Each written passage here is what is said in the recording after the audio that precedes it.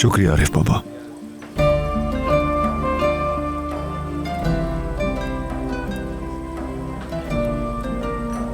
कोई बात नहीं, तुम चाहे जितना सोचो, तुम्हारे जहन में जो कुछ भी है बस उसका एक ही जवाब है। तुमने खुद को वो करते पाया है जो तुमने कभी सोचा भी नहीं था। अब तुम अपने लिए एक अजनबी बन चुके हो। तुमसे पूछ रहा हूं, जवाब दो, ऐसा क्यों किया?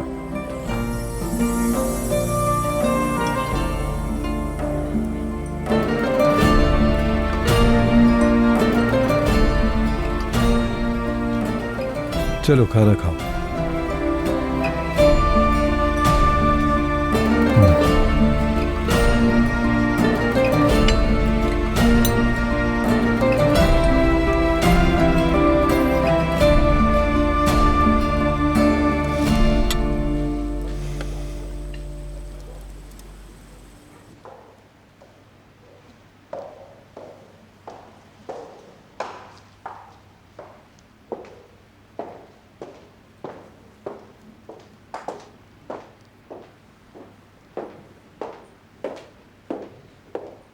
हाँ, यूसुफ की खाला सहर।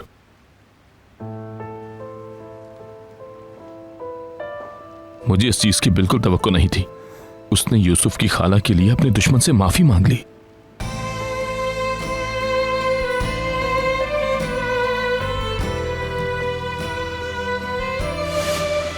कभी भी यमान से माफी की तवक्को मत करना।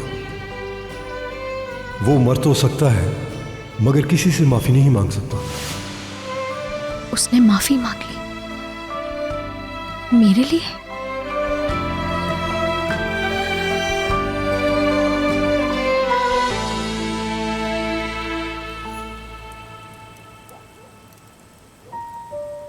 तुम्हारे बदतरीन दुश्मन और बेहतरीन दोस्त भी जानते हैं तुम माफी नहीं मांगोगे,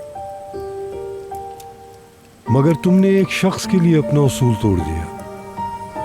अभी तुम्हारे जहन में यही है ना कि तुमने क्यों किया आखिर ये सब?